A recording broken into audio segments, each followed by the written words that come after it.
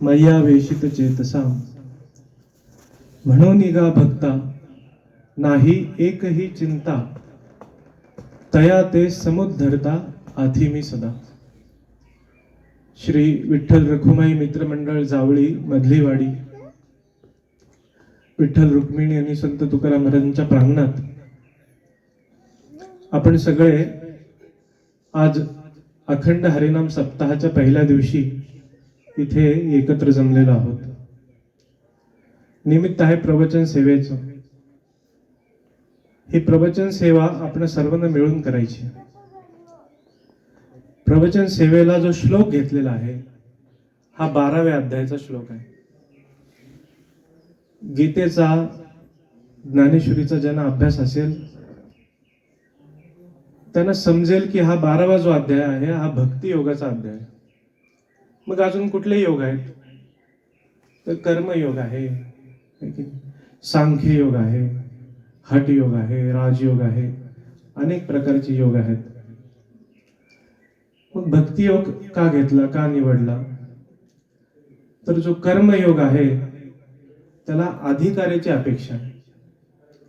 जी चातुर्वर्णीय व्यवस्था आहे की ब्राह्मण आहे, क्षत्रिय आहे, वैश्य आहे, शूद्र आहे आणि कर्म करायचं म्हणल्यावर काहीतरी मंत्र शिकायला लागतं. ते आता शक्य नाही. बरं, देवाला काहीतरी फुलं द्यावी लागतात. ती फुलं कुठून तरी विकत आणावी लागतात. दूध आणावं लागतं, ते देशी गाईचं मिळालं याची खात्री नाही. ते काही प्लास्टिक मधलं आणून फोडलं की देवावर टाकलं. आसन आपण घेतो, त्या आसनाला दशा असतात. एका बाजूला जे सुट्टे असतात, एका बाजूला शिलाई असते आणि दोन्ही बाजूला सुट्टे असतात. ते आसन जर ते सुट्ट्या बाजू जर मागे पुढे घेतल्या तर त्याचं पाप लागतं. मंत्र म्हणताना जर चूक झाली आपल्याकडनं तर त्याचं पाप लागतं. याचा अर्थ काय? कर्मयोग जो आहे, कर्मकांडाधिष्ठित कर्मयोग, त्या कर्मयोगामध्ये पाप लागण्याची जास्त भीती आहे की नाही? आणि आपण जन्माला येतो त्यावेळी काय अध्यात्माचा वारसा नसतो आपल्याकडे. आपल्या घरात काय पूजा जी चालत आलेली असते, गंध उगाळला, देवाला लावला, तेवढाच. बाकी आपल्याला काही जास्त माहित नाही. त्यामुळे कर्मयोगामध्ये फायद्याच्या पेक्षा तोटा होण्याचा जास्त संभव आहे.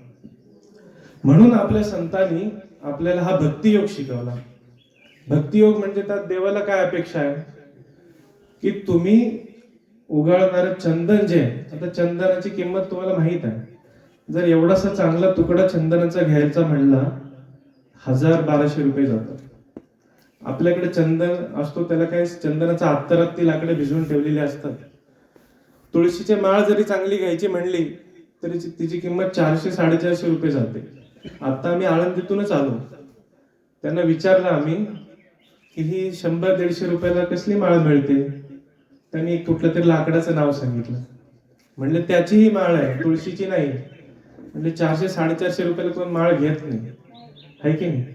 पण भक्तियोगात विशेष काय तर देवाला फक्त प्रेम आवश्यक आहे. तो बघत नाही चंदन कुठल्या कंपनीचं आहे, हे शुद्ध आहे की नाही. तो म्हणतो देणाऱ्याचं जर प्रेम आहे ना तर मी ते स्वीकारेन. म्हणून आपल्या लोकांना संतांचा विशेष काय असतो की आता लोक जशी आहेत ना ती म्हणतात की तुम्ही फार काय चांगले शिका, फार काय अभ्यास करा, अशी अपेक्षा नाही बाळगत. तुम्ही जे काय काम करताय त्यातूनच तुम्हाला काहीतरी मार्ग दाखवतात. जास्त काही अपेक्षा नाही करत तुमच्याकडे. हा भक्ती योगाचा विशेष असतो. आपले सगळे संत पहा कुठल्या ना कुठल्या समाजाचे आहेत. तुकाराम महाराज शेती करत होते, आहे की नाही? त्यांनी काय अपेक्षा केली का? त्यावेळी काशी होती, पैठण होतं, वाघोली होती, तिथे मोठमोठे पंडित होते. तुकाराम महाराज म्हणले नाही की मला तिथे शिकायला किंवा त्यांच्या कीर्तनाला जे येत होते त्यांना म्हटले नाही तुम्ही आधी काशीला जा, संस्कृत शिकून या. असं नाही. जी परिस्थिती तुमची आहे तिथं तुम्हाला संतांनी हात दिला, आहे की नाही? आपल्यामध्ये वेगवेगळ्या समाजाचे संत होऊन गेले. नाभिक समाज, ज्याला आपण न्हावी समाज म्हणतो, सेना न्हावी नावाचे संत त्या समाजात होऊन गेले. त्यांनी काय केलं? त्यांनी त्यांचं वंश परंपरागत जे काम चालत आलेलं तेच केलं. आणि लोकांना पण त्यांनी तसाच उपदेश केला की तुम्हाला जे काम आले भागा ते करीतो, तुझे नाम उच्चारितो. की माझ्या दैवाने जेव्हा जे काय आलं असेल, ज्या गावात मी जन्माला आलो, ज्या कुळात मी जन्माला आलो, ते काही माझ्या हातात आहे का? पण प्रेम करणं माझ्या हातात आहे. तेवढंच संतांनी सांगितलं की ज्या कुळात जन्माला आला, जिथं जन्माला आला असाल, जो व्यवसाय तुम्हाला भाग्यवशात लिहिलेला असेल तोच करा, पण भगवंतावर प्रेम करा. कामामध्ये काम काही म्हणा राम राम. जे काही तुम्ही काम करताय त्यामध्ये देवाची आठवण ठेवा. एवढं सोपं सांगितलं, याला भक्तियोग म्हणायचं. आणि त्या भक्तियोगातली आपण ओवी घेतलेली आहे. म्हणजे एवढं समजायचं पण काही कारण नाही की हे सोपं आहे, ते सोपं आपल्याला दिलं. मंत्रशास्त्राच्या दृष्टीने सुद्धा हा 12वा अध्याय जो आहे हा अतिशय महत्वाचा आहे. जो या 12व्या अध्यायातल्या श्लोकांचे नित्य पठण करेल तर पद्मपुराणामध्ये असं सांगितलेलं आहे की त्याच्याकडे अमृत सिद्धी येते. म्हणजे मृत व्यक्तीला जिवंत करण्याचं सामर्थ्य त्याच्या ठिकाणी येतं. म्हणजे मंत्रशास्त्राच्या दृष्ट्या सुद्धा हा अध्याय अतिशय महत्वाचा आहे. या अध्यायात ते आपल्याला सांगतात, तेषामहं समुद्धर्ता मृत्यू संसार सागरात भवामी न चिरात पार्थ मय्यावेशित चेतसाम. म्हणजे काय, या अध्यायात भगवंत सांगतात की मी तुम्हाला वाचवायला येईन, आहे की नाही? तर कशातनं वाचवायला येईन? तर म्हणले मृत्यू संसार सागरात. हा जो काही संसार सागर आहे हा मृत्यूनं ग्रासलेला आहे त्याला, आहे की नाही? परमार्थात जर जायचं असेल तर माणसाला संसारात दुःख असलं पाहिजे. तुकाराम महाराजांना किती दुःख होतं आपल्याला माहित आहे. बाप मेला न कळता, म्हणजे आमचं वय नव्हतं तर वडील गेले, दारिद्र्य आला 18 विश्व घरात, दुष्काळ पडला, दुष्काळी आटिले द्रव्य. दुष्काळात काय झालं, महाराजांकडे भरपूर होतं, आटलं, लोकांनी नेलं नेऊन, द्रव्य नेला मान, स्त्री एकी अन्न करिता मेली. तुकाराम महाराज तसे सावकार होते, आपल्याला सगळ्यांना माहित आहे.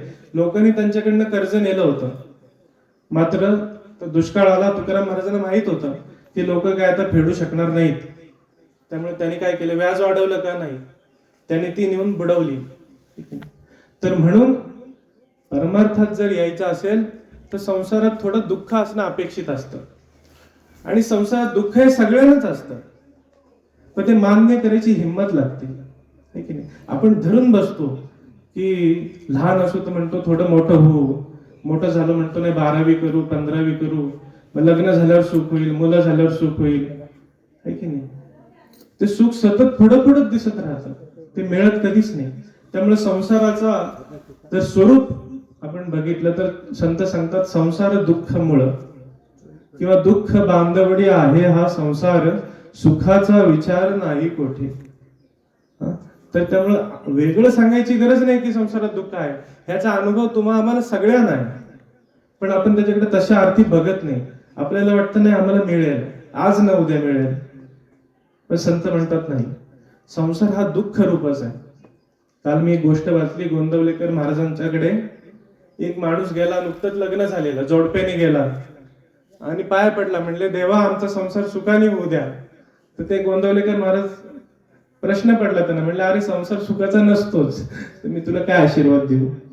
तर म्हणले तुला मी असा आशीर्वाद देतो की तुझा संसार परमार्थाला अनुकूल राहील, की तू नुसता संसार करत बसणार नाहीस तर परमार्थ सुद्धा करशील, असा आशीर्वाद मी तुला देऊ शकतो.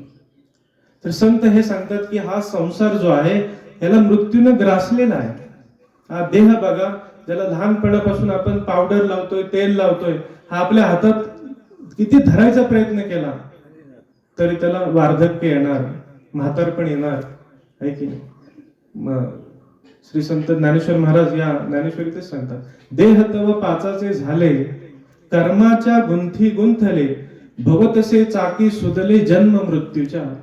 हा देह का टिकलाय अजूनपर्यंत? की आपण मागच्या जन्मातनं काहीतरी प्रारब्ध आणलेला आहे, ते जोवर संपत नाही तोपर्यंत तो देह टिकणार.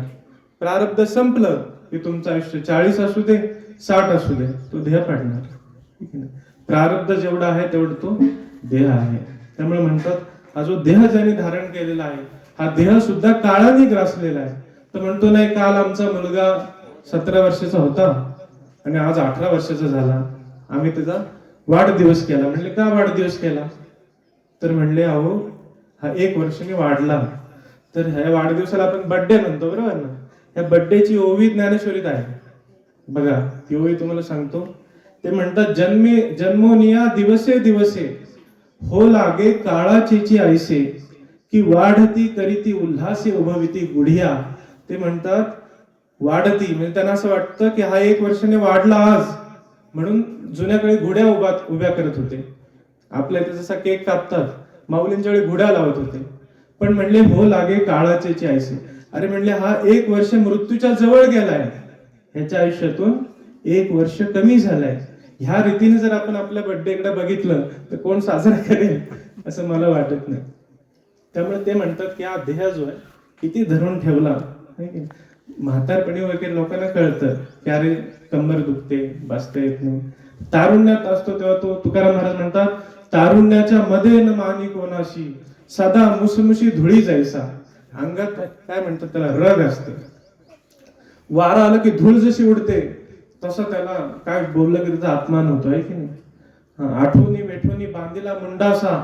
चांगले कपडे घालतो. पूर्वी लोक मुंडासा बांधत होती. पूर्वीच्या काळी भारतातली लोक फेटा बांध, खाली नाही काही घातलं तरी चालेल, वर त्यांना फेटा असायचा काही ना काहीतरी. आठवणी वेठवणी बांधिला मुंडासा, फिरत असे म्हैसा जनामधी, खाई दीड पान वरी करी मान. म्हणतात नाही तो सन्मान भलियांशी. तरुण वाकत नाही, त्यांच्या ठिकाणी म्हणतात आदर नाही, नम्रता नाही. ही ज्येष्ठ माणसं आहेत, जी वयानं ज्येष्ठ झाले तर त्यांच्याकडे काहीतरी अनुभव असेल, ते वाकत नाहीत त्यांचे. ते तुकाराम महाराजांच्या काळात पण असे तरुण होते. फिरत असे म्हैसा जनामध्ये, असं म्हणतात श्वानाची परी हिंडो दारोदारी, पाहे परनारी पाप दृष्टी. कुत्र जसं हिंडतं तसं म्हणले हा तरुण हिंडतोय. कारण त्याच्या अंगात कोण तरुण ज्याला वयोवृद्ध माणसांचा आदर नाही. जो तरुण वयोवृद्ध माणसांचा आदर करेल, त्यांच्या ज्ञानाचा त्यांच्या अनुभवाचा आदर करेल, तो आयुष्यात नाही वाया जाणार. पण जो सदा ताठ आहे, आपल्या ज्ञानापुढं अभिमानापुढं त्याला दुसऱ्याची किंमत नाही, म्हणतात त्याची अशी अवस्था आहे. कशी अवस्था आहे त्याची, की त्याला असं वाटतं की मी टिकणार आहे, की नाही, ही माझी रग जी आहे, आताचा जो जोर आहे तो टिकणार आहे. पण त्याला वर्ष जावी लागतात, तेव्हा त्याला कळतं की अरे ज्याला मी पावडर लावली ती त्याला सुरकुत्या पडला, म्हणजे ज्या केसांना मी मेहंदी लावली ती पांढरी झाली, ज्या दातांचा मी अभिमान केला ते हलता येतात. पण तोपर्यंत वेळ निघून गेलेली असते. कसली वेळ निघून गेलेली असते तर परमार्थाची. परमार्थ जेवढा बालवयात चांगला होतो किंवा तरुणपणात चांगला होतो, दुर्दैवानं म्हातारपणात तेवढा चांगला होत नाही. कारण स्मृती नसते, काय वाचलेलं लक्षात राहत नाही. चिंतन करायला लागलं तर ती अखंड जी धारा आहे तेवढी स्मृती नाही राहत, जी बालवयात पाठांतर होतं, तरुणपणात जे होतं. आता समजा 6व्या अध्यायात ते सांगतात, समम काय शिरो ग्रीवम धारयन मचलम स्थिरम. की म्हणले बसायचं कसं, ही ग्रीव जी आहे, मान आणि पाठीचा कणा आहे, एका रेषेत पाहिजे. किती, कमीत कमी 48 मिनिटं. ठेवता येतो का, नाही ठेवता येत. त्यामुळे परमार्थ हा बाल आणि तरुण वयातच केलेला चांगला असतो. पण त्यांना वाटतं की आम्ही असेच राहणार, आम्ही अमरपट्टा घेऊन आलोय, आणि काळ जो जात चाललाय ते त्यांच्या लक्षात येत नाही. म्हणतात हा हे संसार जो आहे, संसार हा शब्दच असा आहे, संसरती इति संसार, हा जो क्षणाक्षणाने सरकतोय पुढे, आहे की नाही. नदीतलं पाणी चाललंय आणि तुम्ही ओंजळीनं काढलं आणि परत टाकलं, परत ओंजळ घातली, ते येणारं पाणी वेगळं आहे की नाही. गेलं पाणी निघून, आता मी जे 5 मिनिटापूर्वी गेलं, निघून गेली वेळ, ती आयुष्यात परत येणार नाही. पण म्हणजे आम्हाला तसं वाटत नाही. आम्हाला वाटतं आम्ही एक वर्षाने मोठे होतोय, पण संतांचं आहे उलट आहे. म्हणतात एक वर्षाने तुम्ही मृत्यूच्या तोंडात जाता. ही विचार करण्याची पद्धत आहे त्यांची.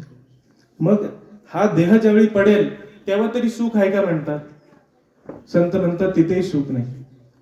म्हणून म्हणतात आले हो संसार, सुंदर अभंग आहे तुकाराम महाराजांचा, उठा वेग करा शरण जा उदारा पांडुरंगा, किंवा आले हो संसार तुम्ही एक करा, मुक्ती मार्ग हळूची धरा. हळूची म्हणजे काय, की कुणाला न कळता परमार्थ गुप्त केला तरी चालतो, है की नाही. असं नाही की दाखवायचं नुसतं लोकांना, त्याला दांभिक म्हणतात संत. एकांतात जो करेल परमार्थ तो खरा परमार्थ. की आता कोण नाही घरी आणि मग नामस्मरण करत बसलाय, है की नाही. लोक कसं करतात, कोणी आलं आणि पूजा करत असू मग त्याची पूजा एकदम व्यवस्थित, नाही तर आधी देवाला बुचकळलं कोण बघत नाही तोपर्यंत, आहे की नाही. तर ही गोष्ट आहे. म्हणतात मुक्ती मार्ग हळूची धरा, हळूच धरा. तुम्हाला तुमच्या देवाला माहित आहे ना. माऊली म्हणतात मुंगीची मनोगत ओळखे, ज्याला मुंगीच्या मनात काय चाललंय हे माहित आहे की नाही. आपल्या काय मनात चालतं त्याला माहित आहे सगळं. तो कुठे लांब आहे का, नाही. तैसा हृदयामध्ये मी रामू, तो इथंच आहे म्हणतात. त्याच्यापासून काय लपून राहिलंय, आहे की नाही. त्यामुळे म्हणतात हळूची धरा, दांभिकपणा करू नका, आहे की नाही. ताळदंड कुंभ यातना थोरा, तारे अघोरा दच कशी ना. म्हणतात तुला भीती कशी वाटत नाही, तर आपण म्हणतो कसली भीती, तर म्हणले नाही त्या यमाशी करुणा. इथं तर सुख नाहीच आहे म्हणले, पण मेल्यावर पण सुख नाही. तो यम काय करतो, आपल्या शरीरात वायू आहेत 5, तर बेंबीच्या वर प्राणवायू आहे आणि बेंबीच्या खाली अपान वायू आहे, आणि त्या 2 वायूंना धरणारा मध्ये समान वायू आहे. त्या समान वायूला तो यम फास टाकतो त्याचा, आणि तो हलवतो. हलवल्याबरोबर प्राण चंचल होतो, माणसाला दम लागतो, घरघर घरघर घरघर चालू होते. म्हणले नाही त्या यमाशी करुणा, बाहेर काढिता कोडी प्राणा. तो म्हणतो अरे थांब, माझ्या बायका मुलांना तरी बोलू दे. यम म्हणतो नाही, वेळ नाही. नाही त्या यमाशी करुणा. म्हणतात नाही दिले पावईल कैसा, चालता पंथे तेने वळसा, नसेल ठाऊके ऐकतो कैसा. की तुम्हाला वाटेल अरे यम काय करेल, तर तुकाराम महाराज म्हणतात नेती बंद जैसा धरून या. म्हणजे पोलीस आले आणि वॉरंट निघालेलं असलं तर त्या घरात काय जेवू दे नाही की त्याला ताटावर ओढून घेतात, काड्या टाकल्या नेतात त्याला, तसा नेतात. म्हणजे नेती बंद जैसा धरून या, क्षण येत नादिवा पायी, न चलवे तया करिता काही. म्हणतात या मला सांगतो अहो मला चप्पल तरी घालू द्या, कारण आयुष्यभर आम्ही चप्पल घालून, पूर्वी माणसं चप्पल नाही घालायची. आम्ही पण उमरटला शाळेत जायचो, 7वी पर्यंत काही चप्पल नाही घातलेली. आता सगळे चप्पल घालतात. आता घरात पण आहे की नाही, आहे अनुभव आपल्याला. मुंबईला वगैरे घरात चप्पल घालतात. तर तो म्हणला यमाला अरे मला चप्पल घालू द्या, मी आयुष्यभर माझे पाय कोमल आहेत, थोडा टाटा खडा टोचेल तर मला सहन नाही होत. तो यम म्हणतो नाही, क्षण एक नागिवा पायी, न करवे तया करिता काही, ओढीती काटवना सोयी. आणि तिथला रस्ता काय आपल्यासारखा नाही. ते म्हणले एक तर चप्पल घालून देत नाही आणि वर रस्त्यात काटे टाकतात. ओढीती काटवना सोयी, अग्निस्तंभ बाही कवटाळ येती. म्हणतो तू देवाला कधी मिठी मारलीस का आयुष्यात. पूर्वी पंढरपूरला ही पद्धत होती बरं का, देवाला मिठी मारून लोक दर्शन घ्यायची. ते म्हणले नाही मारली. तर तो यम म्हणतो हा अग्नीचा स्तंभ आहे, त्याला मिठी मार. बाही कवटाळ विती म्हणजे काय, तुम्हाला मिठी मारायची नसेल तर ते धरून तुम्हाला मारतात. नंतर म्हणतात देखोनी अंगे कापती, तये नदी माझी बुडविती. तर मला पोहता येत नाही, मला बाहेर काढ. लागे ठाव ना. जे पोहणारे लोक आहेत त्यांना माहित आहे की दम एकदा संपला आणि पाय जर लागला नाही खाली तर केवढी भीती वाटते. ते म्हणले तशाच त्या नद्या आहेत यम लोकातल्या. लागे ठावना न चलवे बुडविती, आणि बाहेर निघाला तर वरी मारुती यमदंड, नाही त्या यमाशी करुणा. आणि विचारतात की तुम्हाला भूक लागली का. तो म्हणतो हा. मला म्हणलं बायकोने मला कधी 10 वाजायच्या पुढे जाऊ दिला नाही. म्हणले 10 वाजता पिठलं भाकरी काहीतरी मला द्यायचीच, भूक लागली मला. तो विचारतो यम, तहान भूक न सहावे वेळ. आम्हाला म्हणतात सहन होत नाही, पण ते फक्त विचारतात, देत नाही. तो राखीती किती एक काळ, आणि कधी देतात ते सांगितलं नाही तुकाराम महाराजांनी. पिंड पाळूनी कैसा शीतळ, हा देहाला पिंड म्हणतात आहे की. तो आम्ही पाळलाय आयुष्यभर, चांगले कपडे घातलेत, थोडं काय झालं आम्ही डॉक्टरकडे गेलोय. तो तप्त भूमी ज्वाळ लोळविती, नाही त्या यमाशी करून. म्हणजे मेल्यावर पण तुम्हाला सुख नाही. मग सुख आहे कुठे म्हणतात. देव होण्यास सुख आहे का, तिथं मृत्यू नाही का म्हणतात, तिथं पण आहे. देवाला असं वाटलं की आपल्याला अमर व्हायला पाहिजे, मग क्षीरसागर मंथनातून जे अमृत निघालं त्या अमृताला माऊली कसं म्हणतात, हे काळकुटाचे सहोदर. कारण एकाच समुद्रातनं काळकूट नावाचं विष पण निघालं जे शंकरांनी प्यायलं, आपल्याला माहित आहे. त्याच समुद्रातनं अमृत पण निघालं. पण ते अमृत सुद्धा मरणाची भीती टाळू शकत नाही. म्हणून माऊलींचा शब्द कसा आहे, ते अमृत नाही म्हणतात ते काळकुटाचे सहोदर. हा त्या विषाचा भाऊ आहे म्हणतात. मृत्यू भेणे प्याले अमर.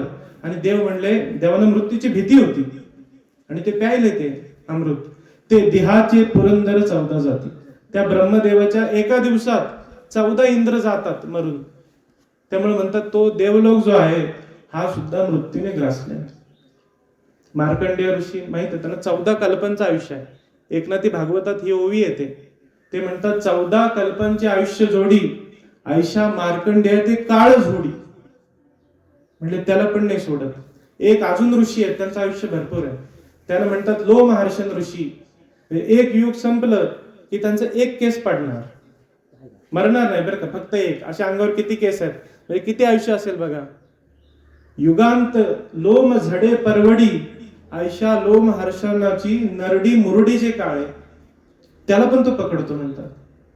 हा जो ब्रह्मदेव सृष्टी निर्माण करणारा, म्हणतात काळ ब्रह्मया ते पिळी, त्याला सुद्धा पिळतो. म्हणून म्हणतात हा मृत्यू सगळीकडे आहे. सगळं ह्या काळाच्या घशात गेलेलं आहे. मृत्यू संसार सागरात. प्रयत्न केला, बऱ्याच जणांनी केला.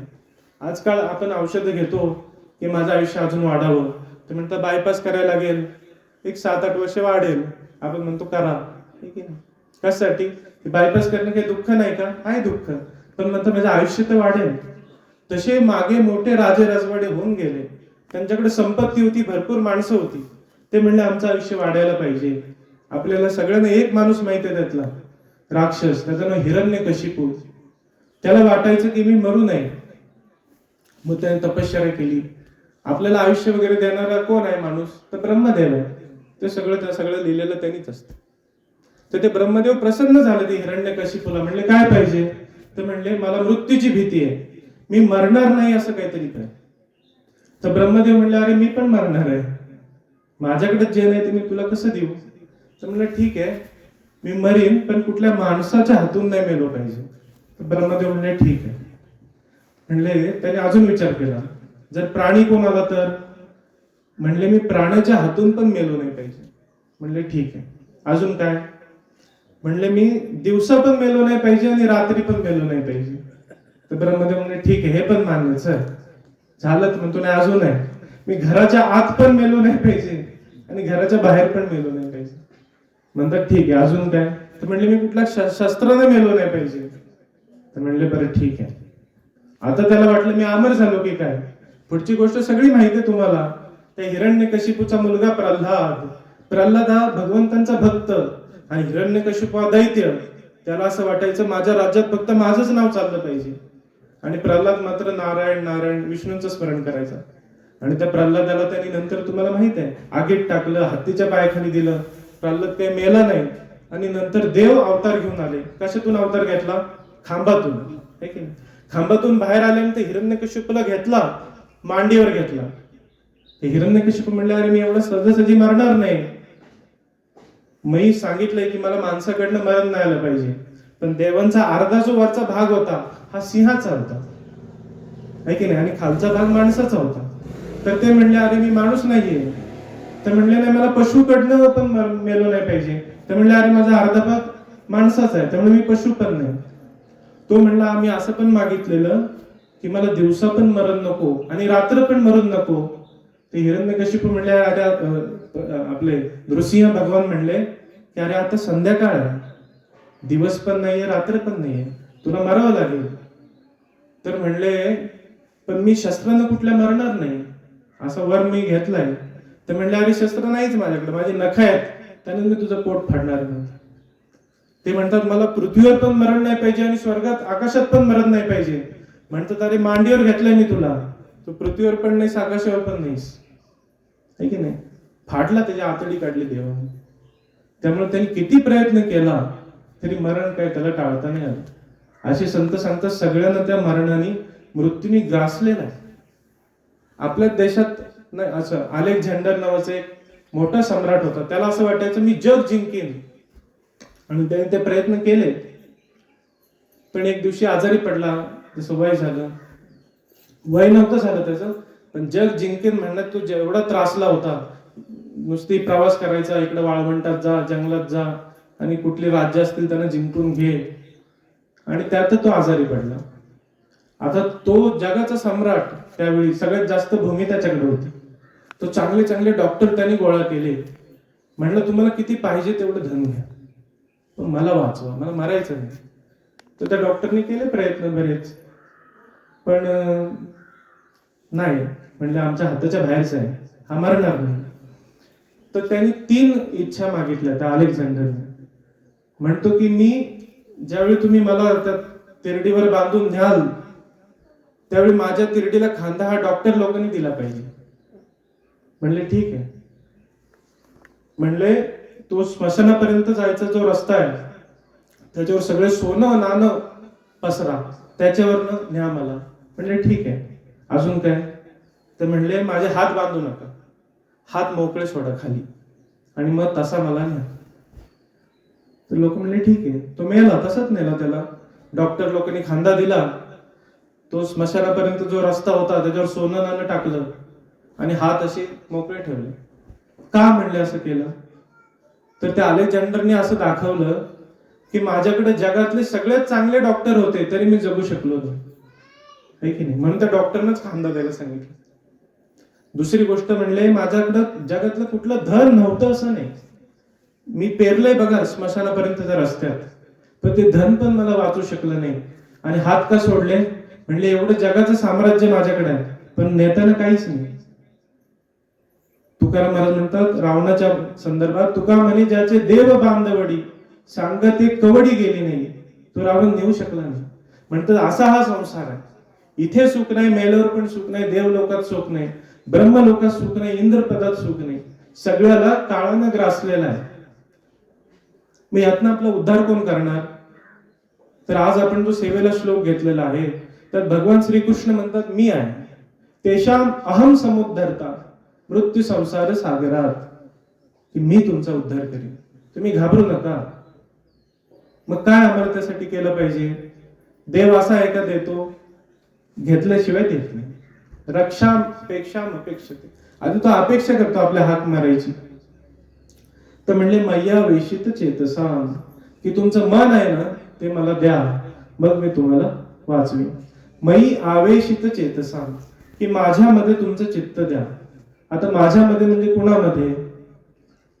आपल्याला दिसतो तो भगवंत हा एक प्रकार झाला मूर्तीतून. दुसरा काय असतो? दुसऱ्याला म्हणतात सगुण निराकार. सगुण निराकार म्हणजे काय?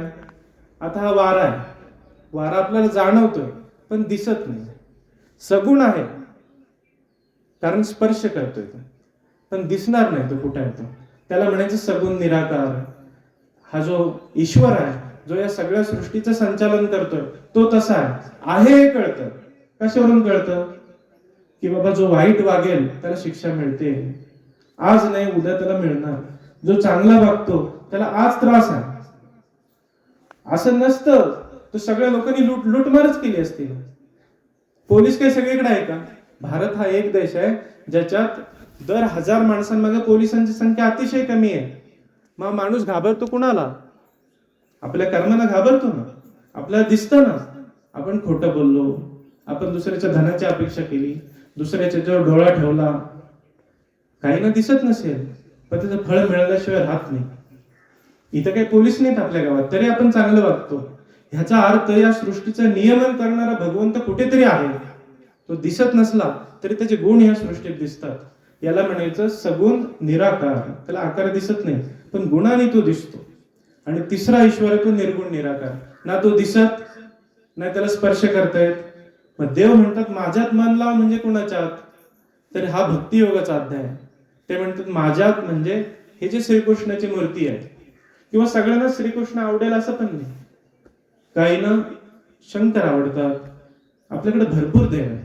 काहींना स्वामी समर्थ आवडतात, काहींना दत्तगुरु आवडतात, काहींना पंढरपूरचे पांडुरंग आवडतात, काहींना देवी आवडते, काहींना सूर्य आवडतो, काहींना गणपती आवडतो.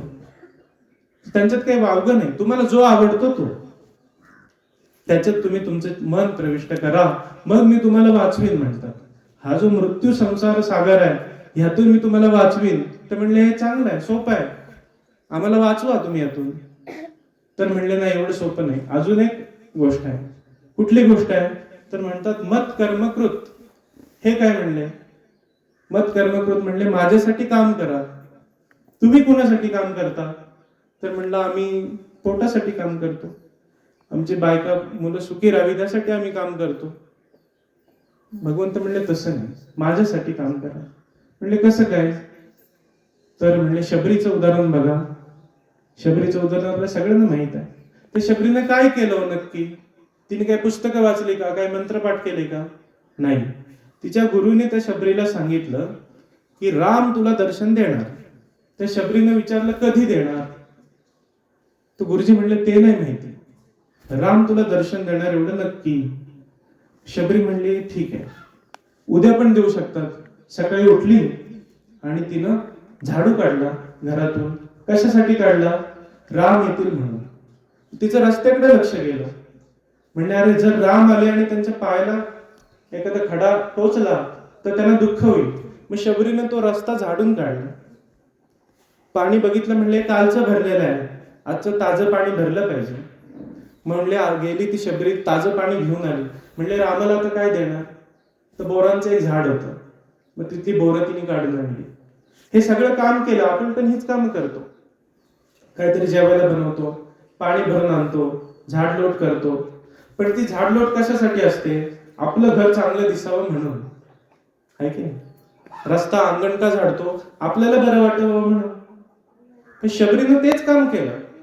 तिने पण पाणी भरलं, तिने पण झाडलोट केली. पण कशासाठी? की भगवंत येतील म्हणून.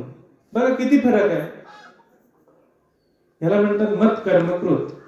ती झाडलोट केली म्हणून काही शबरीचं घर स्वच्छ झालं नाही असं नाही. तिचं घर स्वच्छ झालंच की, शबरीचं अंगण स्वच्छ झालंच की. ते रामानं पाणी भरून आणलं ते त्याने पण पिलंच असणार. पण हेतू काय आहे तिचा? बघा, हेतू हा आहे की मी भगवंतासाठी करते. असं त्या दिवशी तर राम आले नाहीत. दुसरा दिवस गेला, तिसरा दिवस गेला, महिने गेले, वर्ष गेली, पण ती काम भगवंतासाठी करत होती की आज येतील, उद्या येतील. रोज हेच, रोज झाडलोट, रोज पाणी. का? भगवंतांसाठी, आहे की नाही? तर हे म्हणतात मत कर्म कृत. आणि असं ज्यावेळी होतं त्यावेळी भगवंत भेट देतो. आणि राम प्रभू आणि शबरीची गोष्ट तुम्हाला सगळ्यांना माहित आहे. उष्ट्या बोरांची गोष्ट, हा यातून आपल्याला माहित आहे. म्हणजे ही एक अट आहे, मी तुमचा उद्धार करीन, पण मग काम जी करता तुम्ही ती माझ्यासाठी करा. त्याने तुमचा फायदा होणारच आहे. देवाला जर आपल्याला नैवेद्य दाखवायचा आहे तर आपण जेवण बनवतोच, ते आपण पण खातोच. पण त्याच्या मागे हेतू काय असतो? की मी देवाला हा नैवेद्य. काही घरं आहेत जे रोज अजून देवाला नैवेद्य दाखवल्याशिवाय जेवत नाही. बस म्हणले एवढाच फरक करायचा आहे. जे आपण आपल्यासाठी करतो ते भगवंतासाठी करायचं आहे. म्हणतात हे मत कर्म कृत.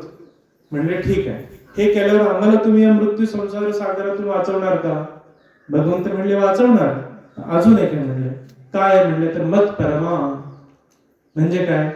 तर तुम्ही श्रेष्ठ कुणाला मानता?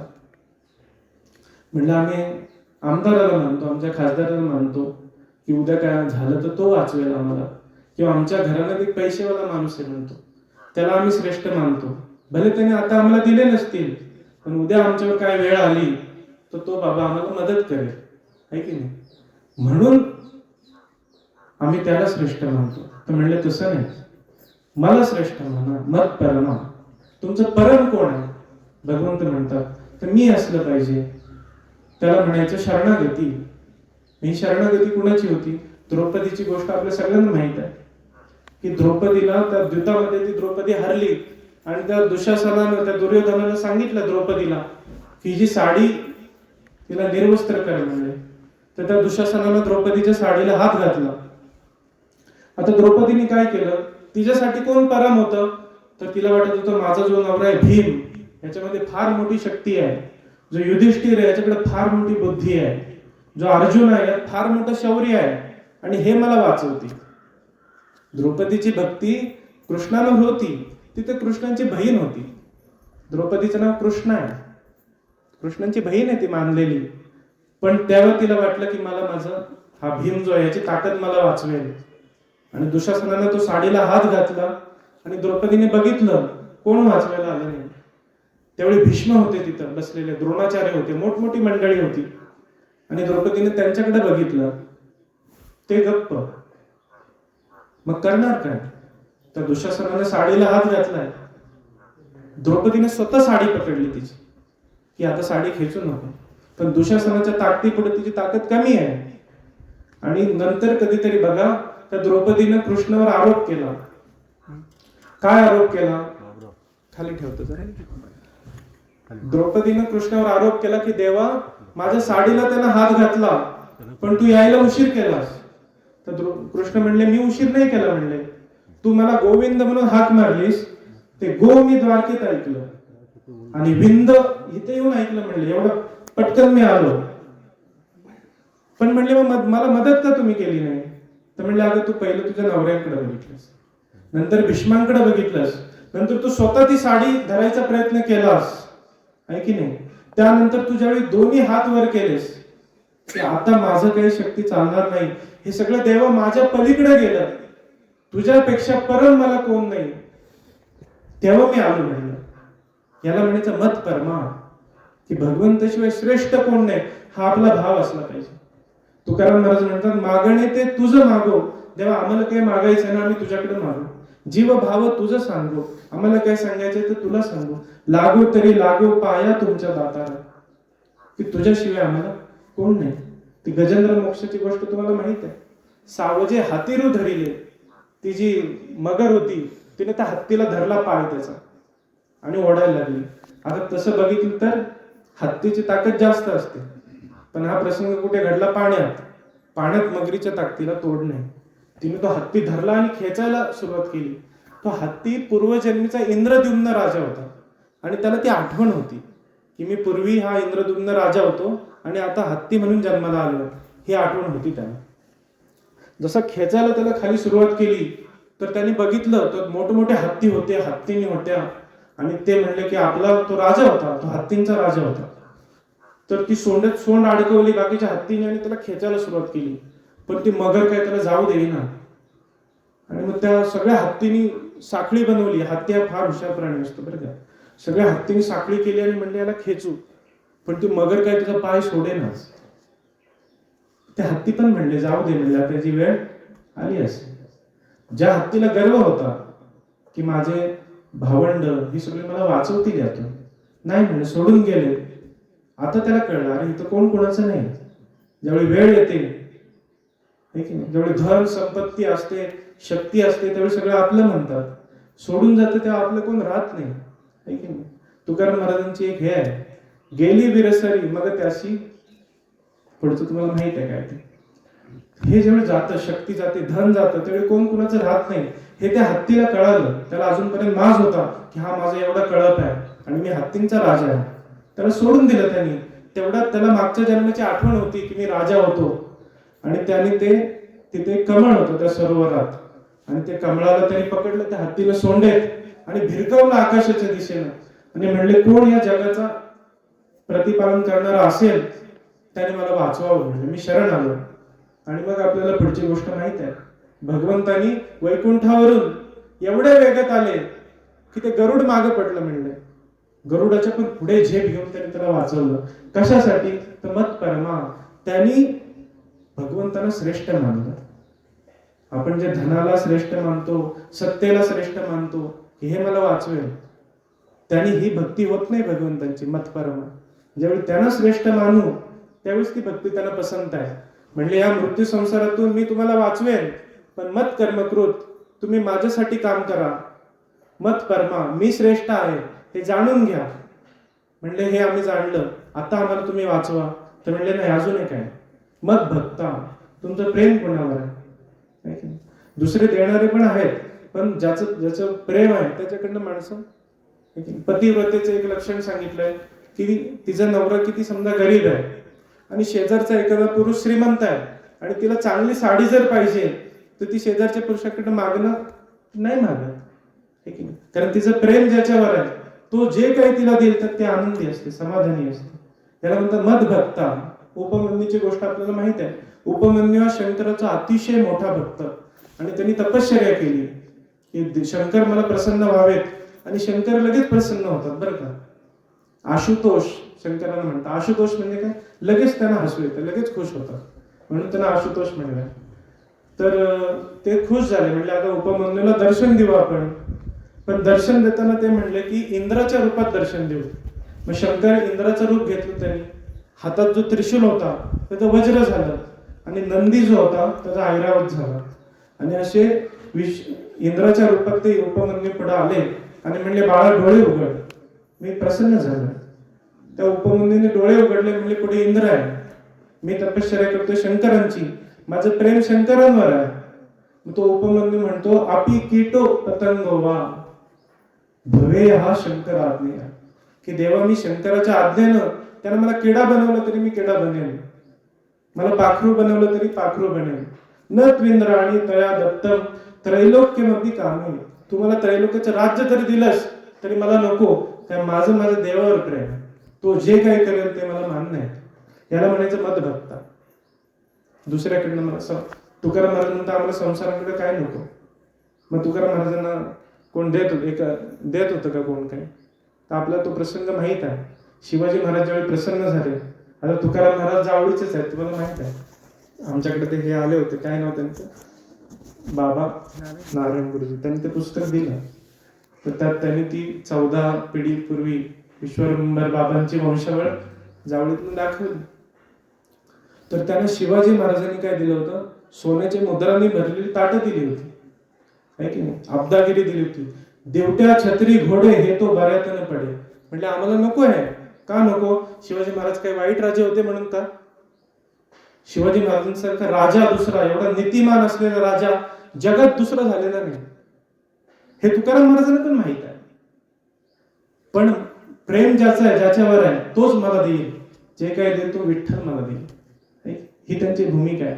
याला म्हणायचं मदभक्ता, की प्रेम ज्याच्यावर आहे त्याच्याकडूनच घेणार, आहे की नाही. तर तुकाराम महाराजांचे जे शिष्य होते निळोबाराय, त्यांच्या काळात तुकाराम महाराजांचं वैकुंठगमन झालं होतं. पण निळोबारायने असं ठरवलं होतं की मला जर गुरु असतील तर ते तुकाराम महाराजच असणार. त्यावेळी तुकाराम महाराज नव्हते, पण ते म्हणले मी त्यांना यायला लागलो.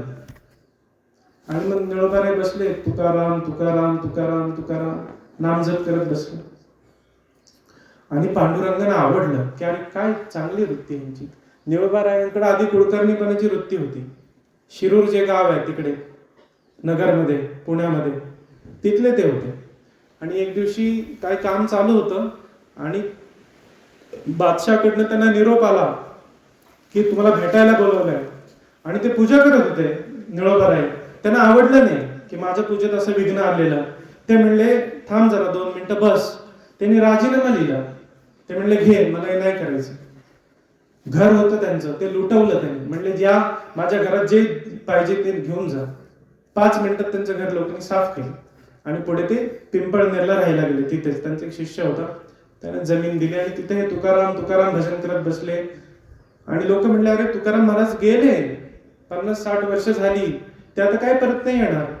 निळोबाराय म्हणले नाही, गुरु करीन तर तुकाराम महाराज. आणि मग पांडुरंग प्रसन्न झाले.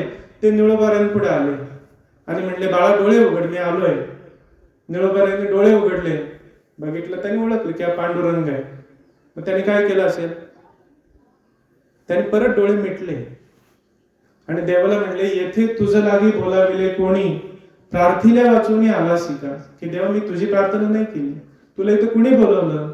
निळा म्हणे आम्ही नोळखुची देवा, तू काय याचा धावा करीतोस. तुझं आणि आमचं काही माहित नाही, आम्हाला तुकाराम महाराज पाहिजे. याला म्हणायचं मत भक्ता. देव हे सांगतात जे कराल मत कर्म कृत ते माझ्यासाठी करा. तुम्ही जसे आहात तिथे मला श्रेष्ठ माना. मत परमहा. आणि प्रेम कोणावर करा, माझ्यावर करा. अजून 2 गोष्टी त्यांनी सांगितल्या. आपली वेळ झाली. ते म्हणतात संघ जो आहे तो संघ सोडा. नारद भक्ती सूत्रात सांगतात दुःसंग हा सर्व थैव त्यज्येत, है की नाही. तुकाराम महाराज सांगतात ढेकणाच्या संगी हिरा जो बंगला. हिरा जो आहे तो कशाने फुटला जात नाही. हिरा अतिशय कडक असतो तो. पण तुकाराम महाराज सांगतात की ढेकणाचं रक्त जर ते हिऱ्याला लागलं तर तो हिरा भंगतो, तडकतो. आहे की नाही? कुसंगे नाडला साधू तैसा. तसा चांगला जो माणूस असतो त्याची संगत जर वाईट झाली, आहे की नाही, तर त्या माणसाचं वाटोळं होतं म्हणतात. त्यामुळे अशी संगती असेल जी तुम्हाला देवांपासून दूर नेणारी असेल तर तिथं नका थांबू म्हणतात त्या संगतीत. अशी संगत असेल जी तुम्हाला देवांपासून दूर नेणारी असेल तिथं थांबू नका. बिभीषणाकडे काही कमी होतं का? रावण मोठा भाऊ राजा होता, आहे की नाही, सगळी सुख होती, पण देवाचं भजन तिथं होऊ शकत होतं का लंकेत? नाही. बिभीषणानं सोडलं भावाला आणि म्हणले चला रामाकडे आलो, आहे की नाही. तर ज्या संघामध्ये भगवंतांची भक्ती होत नाही तो संघ सोडा म्हणले. आणि काय तर निर्वैर राहा सर्व भूतेषु, की कुणाबद्दल द्वेष करू नका. या प्रल्हादाला एवढा त्रास दिला त्याच्या वडिलांनी, पण ज्यावेळी भगवंत प्रसन्न झाले आणि म्हणले तुला काय पाहिजे, तर म्हणले देवा माझ्या वडिलांना मुक्त कर म्हणले, त्यांना कुठलं पाप लागू देऊ नको. तुकाराम महाराजांची पण गोष्ट आहे, त्या रामेश्वर भट्टाने एवढं मारलं त्यांना, रक्त काढलं अंगातून, ते काट्याच्या फोकानी मारलं.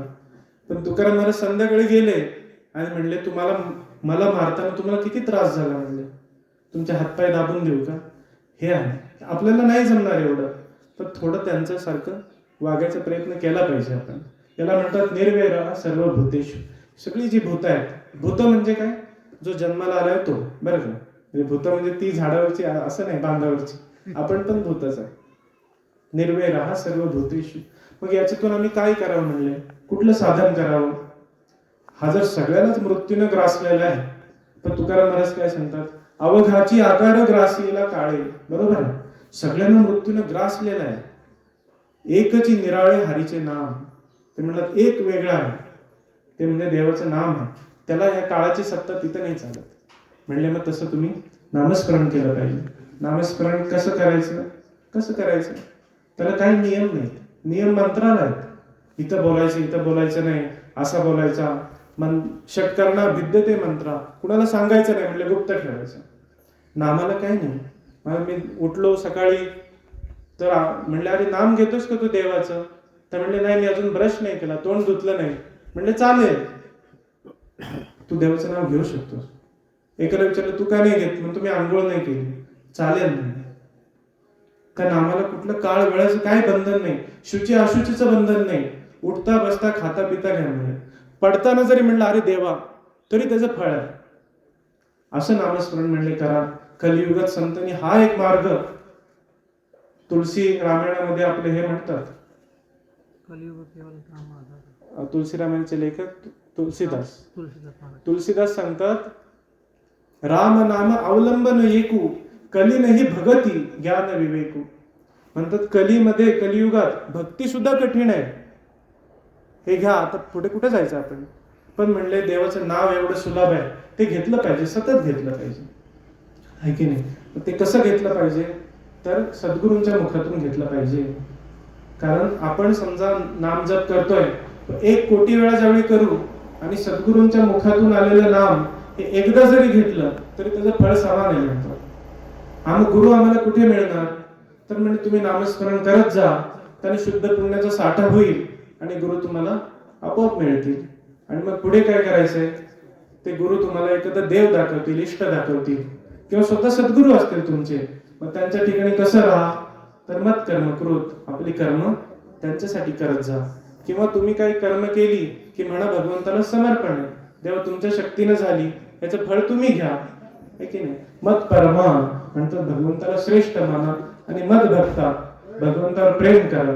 मग काय होईल म्हणतात, तेषामहं समुद्धरता मृत्यू संसार सागरात भवामी न चिरात पार्थ मय्या वेशित चेतसा. म्हणजे अशी ज्यावेळी तुमची स्थिती होईल त्यावेळी या मृत्यू संसारातून मी तुमचं रक्षण करेन, आहे की नाही. हे वचन कुणी दिलेलं आहे, तर भगवंताने. हे शब्द कुणाचे आहेत, तर कृष्णाचे शब्द आहेत. असं नाही आपण म्हणतो की साहेब तुम्ही सांगितलं, गेल्या वर्षी बोललेला पण अजून काही ते काम झालं नाही, असं आपण बोलतो ना. साहेब तुम्ही मागच्या वर्षी म्हणलेलात की इथं विहीर होईल, पण अजून झाली नाही. तसे साहेब नाही ते, हे ब्रिदाला जागणार आहेत, जे बोलले ते करून दाखवणार आहेत. आणि अशा भगवंताने आपल्याला हे वचन दिलेलं आहे की हे जर केलं, तुम्ही माझं नाम घेतलं, मला श्रेष्ठ मानलं, माझ्यावर प्रेम केलं, माझ्यासाठी कामं केली, त्यांचं फळ जर मला अर्पण केलं, तर म्हणतात मी तुमचं रक्षण करीन.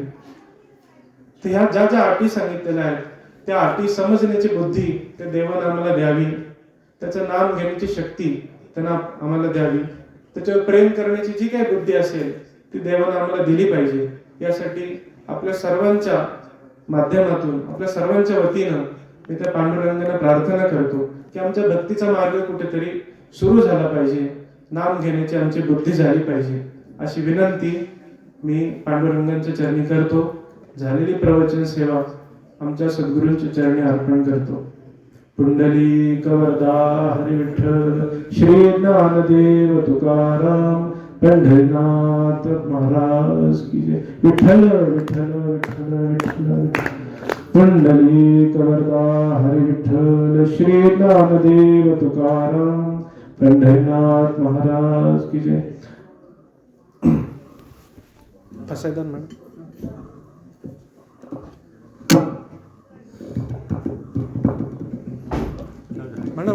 आता विश्वात्मके देवे, येणे भाग्यज्ञे दोषावे, दोषोनी मत द्यावे प्रसारिदाने. करांची व्यंकटी सांडू, तया सत्कर्मी रती वाळू, मोठा परस्परे जडो. नुरितांचे तिमीर जाओ, विश्व स्वधर्म सूर्य पाव.